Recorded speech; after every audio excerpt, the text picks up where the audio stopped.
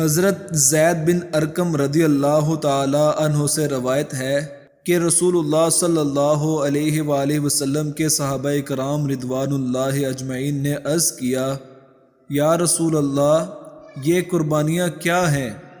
آپ صلی اللہ علیہ وآلہ وسلم نے فرمایا، تمہارے باپ ابراہیم علیہ السلام کی سنت ہے۔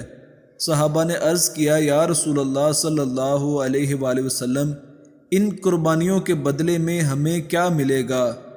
فرمایا، ہر بال کے بدلے ایک نیکی۔ عرض کیا، اور اون؟ جن جانوروں میں بال کی بجائے اون ہوتی ہے ان سے ثواب کس طرح ہوگا؟ آپ نے فرمایا، اون کے بھی ہر بال کے بدلے ایک نیکی۔ سبحان اللہ۔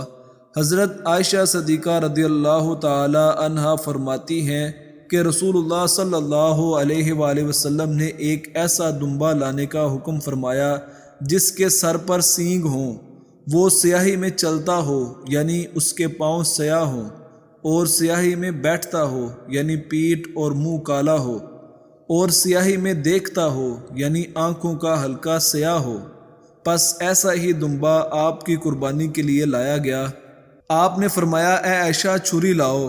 پھر آپ نے فرمایا، پتھر پر چھری تیز کر لو۔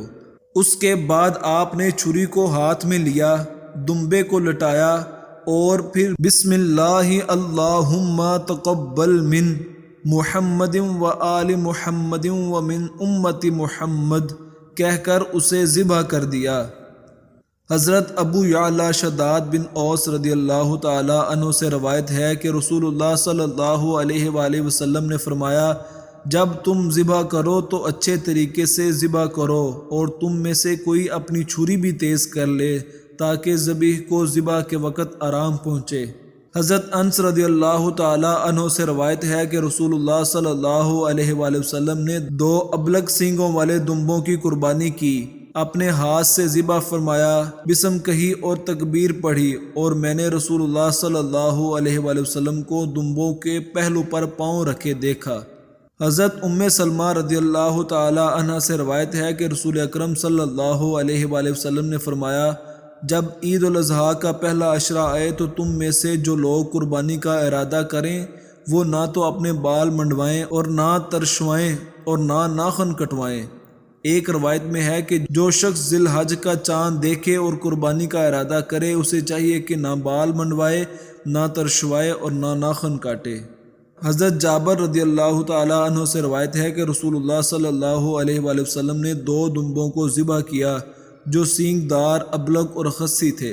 جنہوں نے ابھی تک ہمارا چینل سبسکرائب نہیں کیا ان سے گزارش ہے کہ ہمارے چینل کو سبسکرائب کر لے اور بیل آئیکن کو دبا دے۔ جزاک اللہ خیرہ۔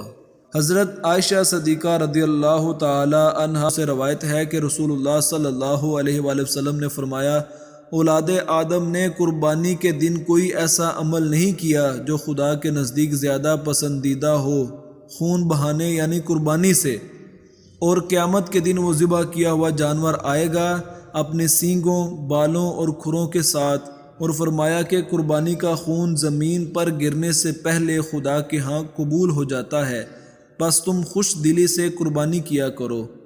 حضرت عبداللہ بن عمر رضی اللہ تعالی عنہ سے روایت ہے کہ رسول اللہ صلی اللہ علیہ وآلہ وسلم مدینہ میں 10 سال تک رہے اور ہر سال قربانی کرتے رہے۔